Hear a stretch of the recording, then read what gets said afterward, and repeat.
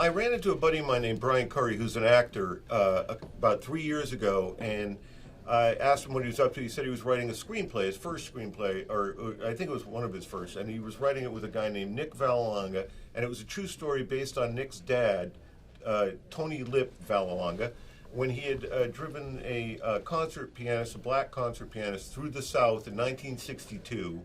And it was about their adventures on this trip, and the fact that, you know, Tony Lip, Nick's father, at that time, like most people in the United States, was a racist himself.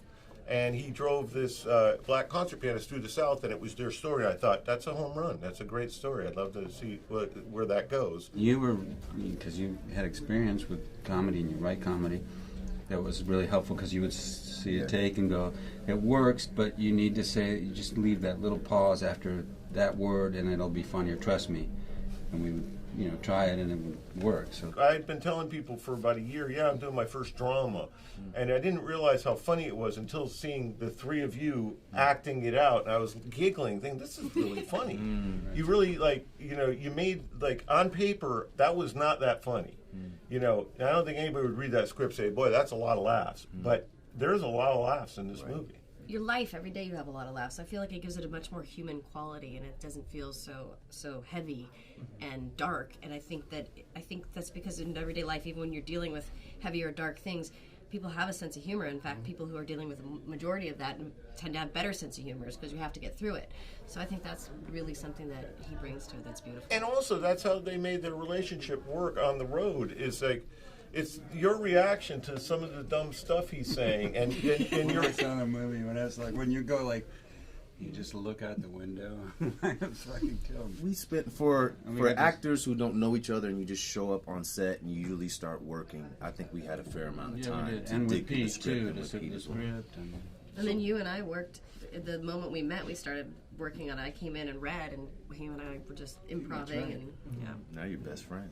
I know. This script just stood out in a way where it wouldn't leave me. Viggo has said this as well. It just wouldn't leave me, and there was no rush to get back to them per se, but it just would keep popping up, and it just felt right. And in part, it felt right because the story was so terrific. Their dynamic was so clear on the page. And I love that character. I've never seen him before. I hadn't seen him on the page, and it was something that made me nervous from the standpoint of did I feel like I could pull it off. And then I was really just excited at the potential of, I love great actors. And Viggo, he would never say this, but he's just a masterful actor. So just the opportunity to work off of him and to work with Pete, I was all in, you know, dream come true. Usually you make a movie and there's pretty much somebody in there that's that guy. And this wasn't.